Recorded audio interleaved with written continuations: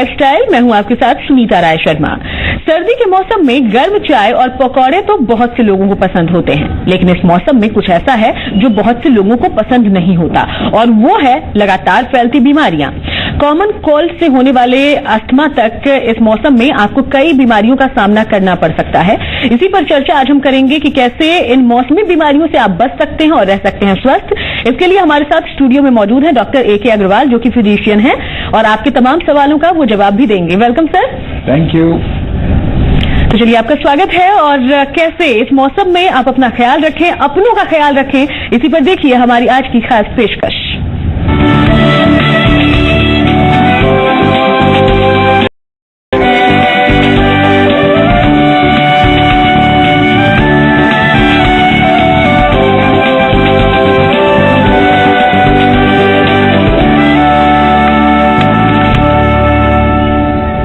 तो अगर आप भी कोई सवाल हमारे एक्सपर्ट से पूछना चाहते हैं, डॉक्टर अग्रवाल से पूछना चाहते हैं मौसमी बीमारियों से बचाव के लिए, तो जरूर हमें फोन करें। हमारा फोन नंबर आपको बता देते हैं। ये नंबर है 012071534331। इसके अलावा 012071534332 पर भी आप हमें कॉल कर सकते हैं। तो एक बार फिर से ये नंबर सुन लें और नोट कर लें। नंबर है 012071534331। इसके अलावा 012071534332 पर भी आप हमें कॉल कर सकते हैं। तो हमें कॉल करें और मौसमी बीमारियों से क्या हो बचाव के तरीके, इसके बारे में जानकारी लें। लेकिन सबसे पहले आपको इस रिपोर्ट के जरिए दिखाते हैं कि इस मौसम में किस तरह आप बीमारियों से रह सकते हैं सावधान। ठंड का मौसम कोई एंजॉय करता है तो किसी को इस मौसम में बिल्कुल भी मजा नहीं आता। तो भी क्यों ना, इस मौसम के साथ आती है ढेर सारी बीमारियां, और फिट लाइफस्टाइल जीने के लिए जरूरी है खुद को इन बीमारियों से बचाना। सर्दी, जुकाम, बुखार और स्किन प्रॉब्लम्स जैसी समस्याएं सर्दियों के मौसम में आम होती हैं। जो लोग बदलते मौसम में शरीर की जरूरतों का ध्यान नहीं रखते, उन्हें कई बीमारियों का सामना करना पड़ता है। तो ऐसे में सेहत का ध्यान रखना जरूरी है। सर्दी जुकाम को कॉमन कोल्ड भी कहते हैं, जो टेम्परेचर में बदलाव से होता है। जिन लोगों की इम्यूनिटी कमजोर होती है, उन्हें ये बीमारी जल्दी पकड़ती है। इस बीमारी के वायरस से बचने के लिए साफ सफाई का खास ध्यान रखना जरूरी है। ये वायरल इन्फेक्शन है, इस वजह से इसमें एंटीबायोटिक की जरूरत नहीं होती और ये 5 से 7 दिन में खुद ही ठीक हो जाता है। इसमें एंटी एलर्जिक दवा दी जाती है ताकि मरीज को आराम मिले। इसमें भाप और नमक के पानी की गरारे आदि काफी लाभदायक है। सर्दियों में अगर शरीर का तापमान 34 से 35 डिग्री से नीचे चला जाए तो इसे हाइपोथर्मिया कहते हैं। इसमें हाथ पैर ठंडे हो जाते हैं और सांस लेने में तकलीफ होती है। अगर शरीर का तापमान कम हो जाए तो मरीज की जान भी जा सकती है। बच्चों में पाई जाने वाली आम समस्या है टॉन्सिल्स। इसमें गले में काफी दर्द होता है, खाना खाने में दिक्कत होती है, साथ ही तेज बुखार भी होता है। ये बैक्टीरिया या वायरल इन्फेक्शन से हो सकता है। इससे बचे रहने के लिए इस मौसम में ठंडी चीजों का सेवन करने से बचें। इस मौसम में लोगों को सांस लेने में तकलीफ या फिर अस्थमा भी हो सकता है। एलर्जी के तत्व इस मौसम में कोहरे की वजह से आसपास ही रहते हैं, हवा में उड़ते नहीं हैं। इन तत्वों से अस्थमा के रोगियों को बहुत तकलीफ होती है। इस वजह से इस मौसम में लोगों के लिए धूल मिट्टी से बचना बहुत जरूरी होता है। दवा खा रहे हैं तो उसे नियमित रूप से लें, ताकि ये बीमारी बड़ी मुसीबत न बन जाए। तो ये है कुछ ऐसी बीमारियां जिनसे इस मौसम में बचना जरूरी है, ताकि आप हेल्दी और हैप्पी लाइफस्टाइल जी सके। ब्यूरो रिपोर्ट, जी मीडिया। तो सर्दियों का मौसम है, सीजन को एंजॉय करें, लेकिन इन बीमारियों से भी बच के रहे जो आपको नुकसान पहुंचा सकती है। और इसी पर आज आप डॉक्टर A.K. अग्रवाल से जानकारी ले सकते हैं कि कैसे इन मौसमी बीमारियों से आप बचें। हमारे पहले कॉलर नौशाद हमारे साथ फोन लाइन पे जुड़ गए हैं। नौशाद, सवाल पूछे।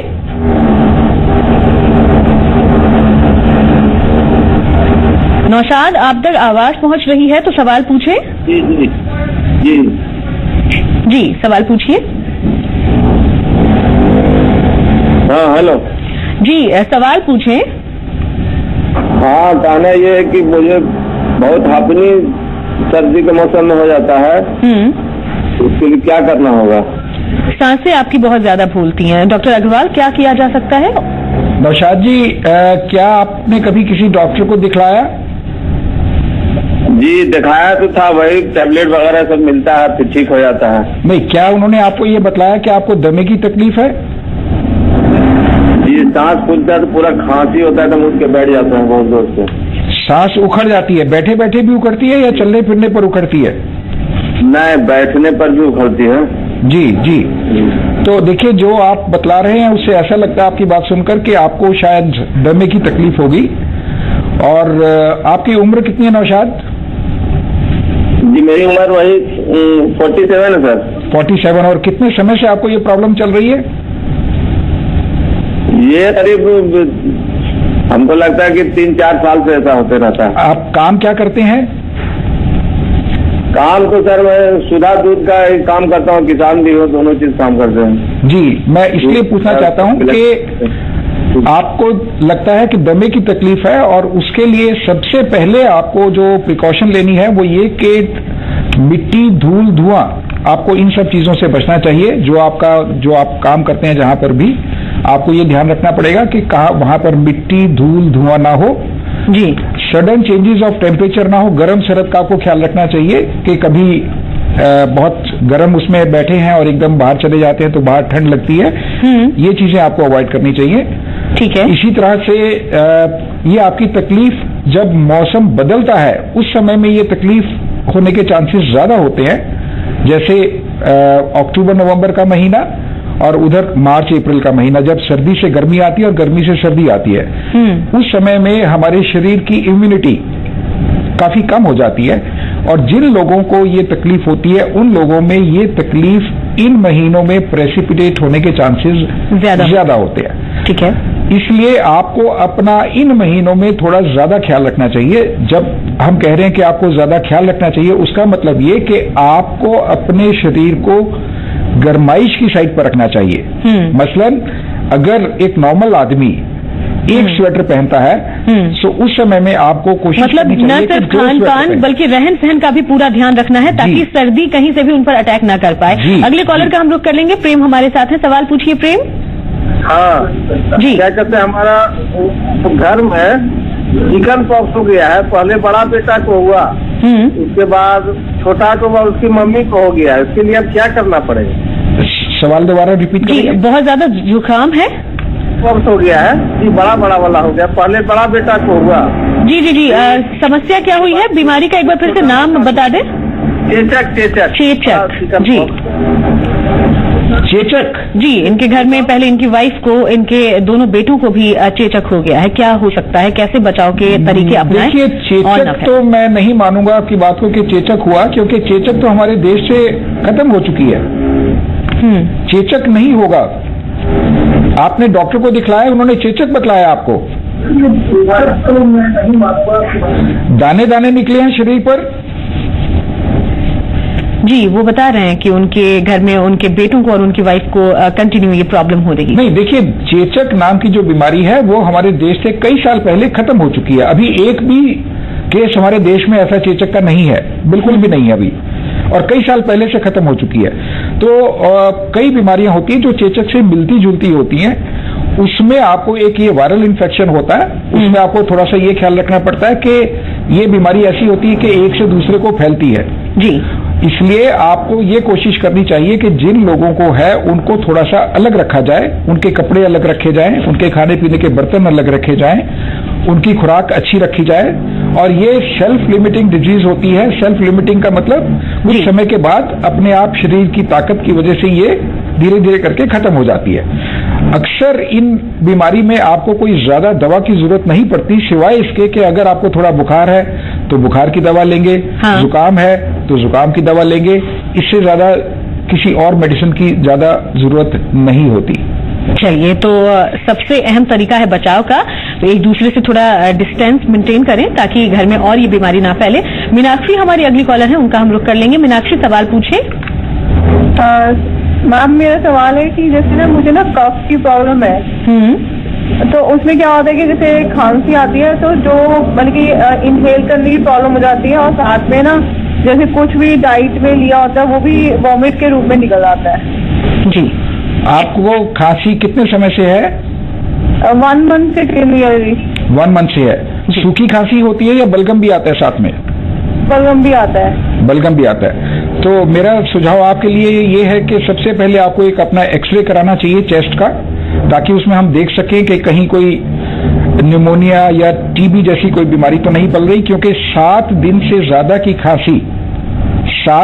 ज्यादा की खांसी के लिए एक एक्सरे चेस्ट होना बहुत लाजमी है। अपना एक्सरे कराइए, बाकी की दवा एक्सरे की रिपोर्ट देखकर उसके बाद बताई जा सकती है आपको। सबसे पहले आप अपना एक छाती का एक्सरे कराइए। बिल्कुल, तो तुरंत एक्सरे करवा लें ताकि आइडेंटिफाई हो जाए आपको समस्या क्या है, उसके बाद जरूर ट्रीटमेंट लें। अगली कॉलर रिंकू हमारे साथ जुड़ी हैं, सवाल पूछें। हेलो। हेलो जी, रिंकू जी बात कर रहे हैं, सवाल पूछिए। हाँ, रिंकू वर्मा मैरवा जी। मेरा 2 सवाल है जी।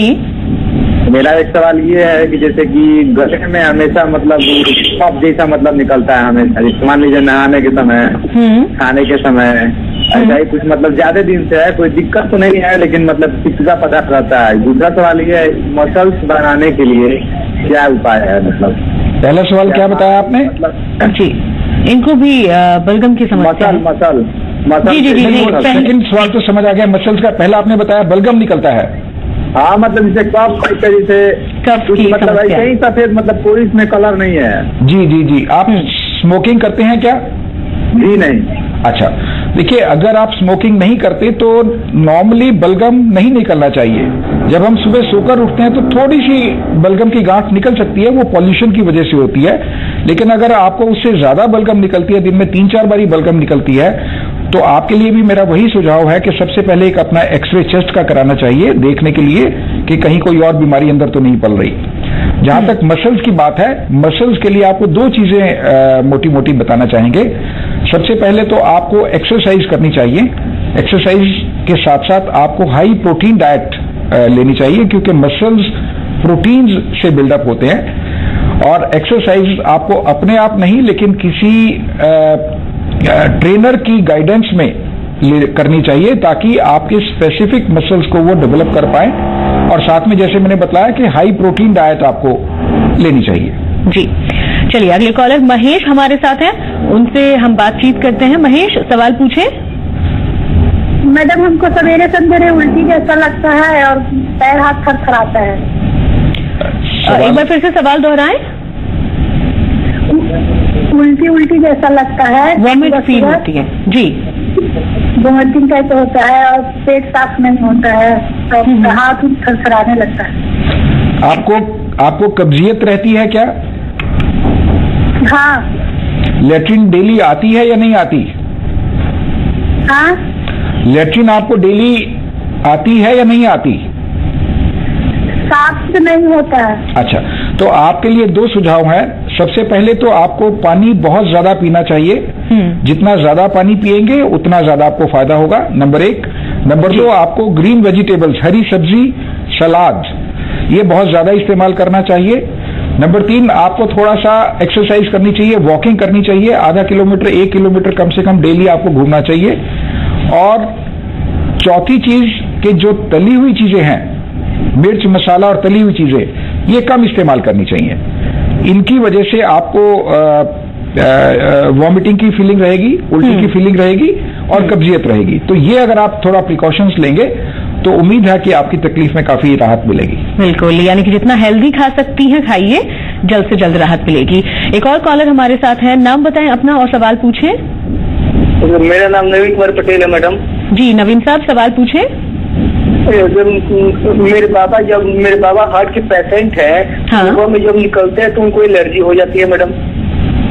ठीक है, क्या उम्र होगी उनकी और लगभग कितने समय से ये प्रॉब्लम हो रही है, और क्या सर्दियों में ही होती है? मैडम, उनकी उम्र 75 ईयर है मैडम। जी। एलर्जी से क्या मतलब, आपका क्या होता है उनको?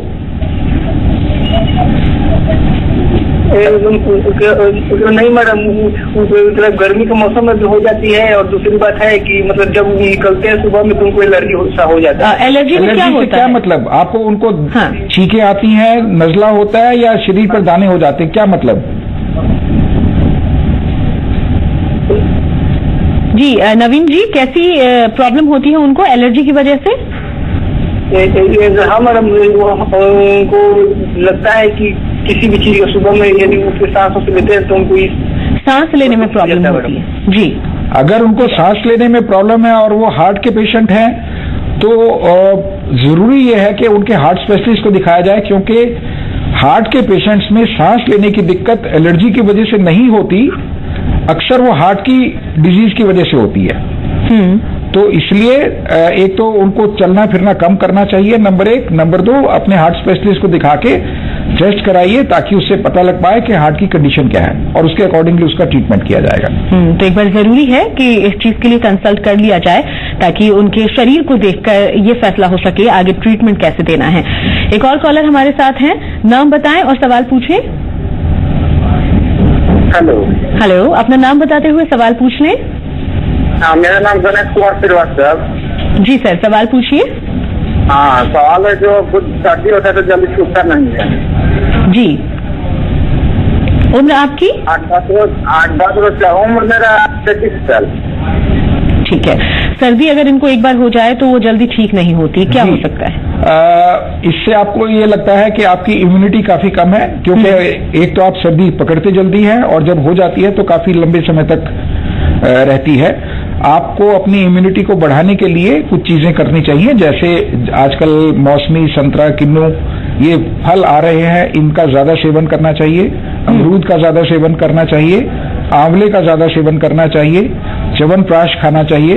इन सब चीजों से आपकी शरीर की इम्यूनिटी थोड़ी बढ़ेगी, जिससे आपको बार बार नजला नहीं होगा। इसके अलावा आपको धूल, मिट्टी, पॉल्यूशन इन सब चीजों से बचना चाहिए। हाँ। और एक्सट्रीम कोल्ड से वो आपको बचना चाहिए। ठीक है, तो ये बचाव के तरीके हैं, जरूर इन्हें अपनाएं और आपको जल्द से जल्द राहत मिलेगी। अगले कॉलर आर.के. वर्मा साहब हमारे साथ जुड़े हैं। सर, सवाल पूछें। हाँ, हेलो जी, सवाल पूछिए। जी, मेरा सवाल ये है कि मतलब गले में जैसे खराश टाइप का रहता है हमेशा, सर्दियों के अलावा गर्मियों में भी? गर्मी में भी आता है जी।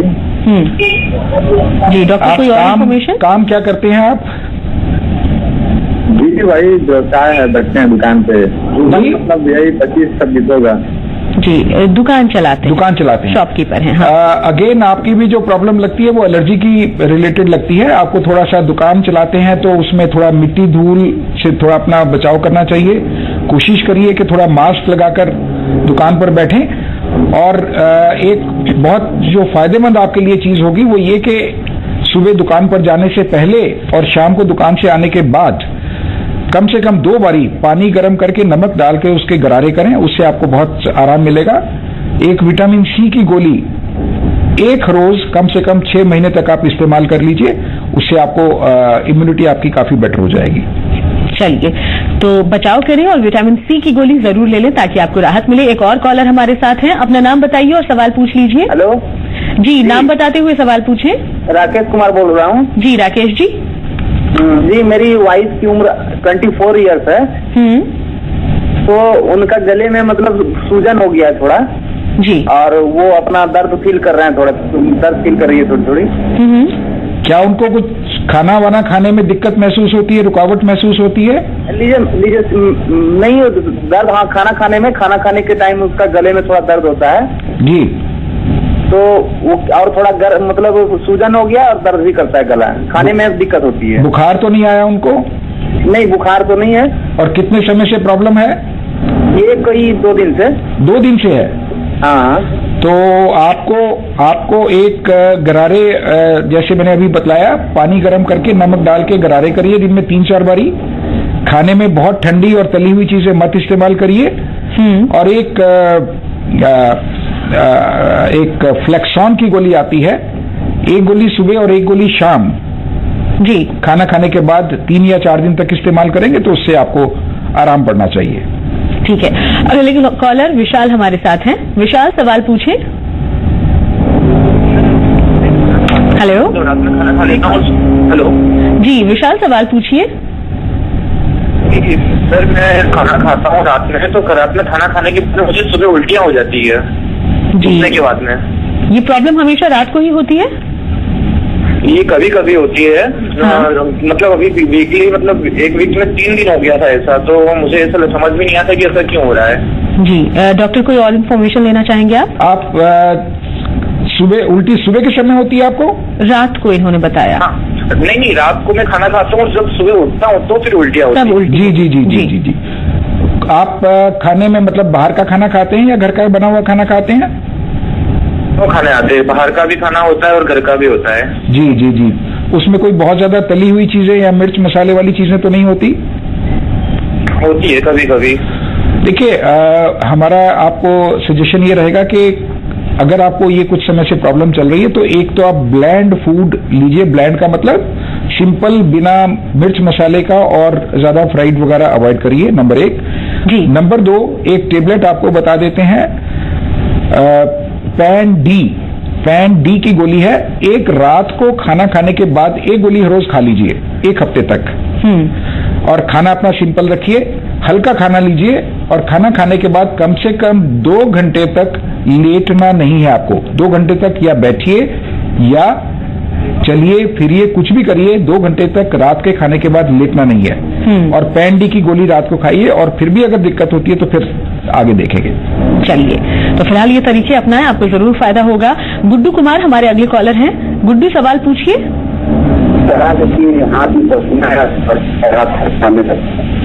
एक बार फिर से सवाल दोहरा दें और थोड़ा ऊंचा बोले। फिर दूसरा सवाल है कि मतलब हाथ से थरथराने लगता है।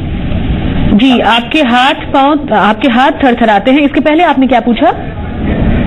पसीना आ जाता है हाथ पर दोनों। पसीना बहुत ज्यादा आता है जी। आपकी उम्र कितनी गुड्डू जी? उम्र 20 जी। जी क्या उम्र है? 20 साल। और ये तकलीफ कितने समय से आपको चल रही है? 3 बरस। 3 बरस से जी। कभी आपने ऐसा महसूस करा कि जैसे अगर आप चाय कप से पी रहे हो तो कप हिलता है, कुछ ऐसा महसूस किया आपने? लगता है गुड्डू है नहीं हमारे साथ। जी, क्या हो सकते हैं इसके कारण डॉक्टर, और ट्रीटमेंट कैसे किया जा सके? देखिए, ये अगर आपको तकलीफ काफी समय से है और अगर आपको ऐसा महसूस होता है कि जैसे अगर हम पानी ग्लास से पीते हैं या चाय कप से पीते हैं और वो थरथराते हैं हाथ हमारे, तब भी, या लिखने में आपकी हैंडराइटिंग खराब होती है, हाँ। तो फिर हमें डॉक्टर को दिखाना चाहिए। कुछ ऐसी बीमारियां होती हैं जिनके इन्वेस्टिगेशन करके डायग्नोज किया जाता है और उसके बाद उसका ट्रीटमेंट किया जाना चाहिए। तो ये जरूरी है कि 3 साल हो चुके हैं और ज्यादा अवॉइड ना करें, जरूर जाएं डॉक्टर के पास और एक बार तमाम लक्षणों को दिखाकर कुछ टेस्ट करके कंफर्म कर लें कि आपको प्रॉब्लम क्या है। एक और कॉलर है, उनका हम सवाल लेंगे। अपना नाम बताते हुए सवाल पूछ लें। हाँ जी, राजू कुमार। जी राजू जी, सवाल पूछे। सवाल मेरा ये है कि जैसे मतलब खाते समय कुछ लगता है कि गला में फंसा रहता है, ठीक है। और दूसरा सवाल हमारा ये है कि हमेशा जैसे कफ बनता है, जैसे खाने के बाद, नहाने के बाद, पीने के बाद, या कभी दुकान में बैठे रहने के बाद। आप बीड़ी सिगरेट पीते हैं क्या? जी नहीं। जी, जैसे हमने पहले भी कॉलर्स को बताया कि सबसे पहले आपको पॉल्यूशन का ख्याल रखना चाहिए। मिट्टी, धूल, धुआं, इन सब चीजों से आपको बचना चाहिए, नंबर 1। नंबर 2, मिर्च और तली हुई चीजें कम इस्तेमाल करनी चाहिए। हाँ। और जैसे अभी हमने एक और कॉलर को बताया कि पैन डी की गोली है, आप कुछ समय तक एक सुबह खाली पेट इस्तेमाल करिए जी। 20-25 दिन, 1 महीना इस्तेमाल करिए। उम्मीद है उससे आपको आराम मिलना। बिल्कुल। और डॉक्टर, समय की थोड़ी कमी है हमारे पास, हम चाहेंगे कि जाते जाते कुछ आसान टिप्स, कुछ बचाव के तरीके आप जरूर बताते जाएं, जिससे कि हमारे सारे व्यूअर्स हेल्दी रह सके, फिट रह सके इस मौसम में भी। जी देखिए, सबसे पहले हम आपको ये सजेस्ट करेंगे कि अभी जैसे सर्दी का मौसम चल रहा है तो एक्सट्रीम सर्दी मॉर्निंग और इवनिंग्स में होती है। उस समय में अगर जरूरी ना हो तो घर से मत निकलिए जी। वॉक, जो लोग जाना चाहते हैं, थोड़ा सूरज निकलने के बाद वॉक करिए। वॉक करनी जरूरी चाहिए लेकिन सूरज निकलने के बाद, नंबर 1। नंबर 2, अपनी इम्यूनिटी को बढ़ाकर रखिए। एक्सपोजर टू कोल्ड को अवॉइड करिए। स्पेशली बहुत छोटे बच्चे और 70 ईयर से बड़े लोग ज्यादा प्रोन होते हैं टू डेवलप इन्फेक्शंस, इसलिए उन लोगों का थोड़ा सा ज्यादा ख्याल रखें जी। गर्म फ्लूइड्स का सेवन ज्यादा करें। पानी की मात्रा अपने पानी और फ्लूइड्स इन एनी फॉर्म अपने खान पान में ज्यादा इस्तेमाल करें ताकि आपको इन सब दिक्कतों का कम इनका प्रभाव हो। और पॉल्यूशन से बचकर रहें। पॉल्यूशन विंटर मौसम में बहुत ज्यादा होती है, इसलिए उससे बचकर रहना चाहिए। बिल्कुल, यानी कि बचाव और डाइट दो ऐसे अहम तरीके हैं जो सर्दियों के मौसम में अगर हम अपना लें तो बीमारियों से दूर रह सकते हैं। बहुत बहुत शुक्रिया आपका डॉक्टर ए के अग्रवाल कि आप हमारे शो में हमसे जुड़े और हमारे तमाम व्यूअर्स तक आपने इतने इंपॉर्टेंट टिप्स पहुंचाए, उन्हें बताया कि क्या हो सकता है सर्दियों में हेल्दी रहने का तरीका। बहुत बहुत शुक्रिया आपका। तो आज लाइफस्टाइल में हमने जाना कि कैसे इन सर्दियों में भी आप हेल्दी और फिट रह सकते हैं। उम्मीद है इन बातों से आपको फायदा होगा और आपकी लाइफस्टाइल और सुधरेगी और खुशहाल बनेगी। फिलहाल इस कार्यक्रम में इतना ही, मुझे इजाजत दीजिए। नमस्कार। Thank you.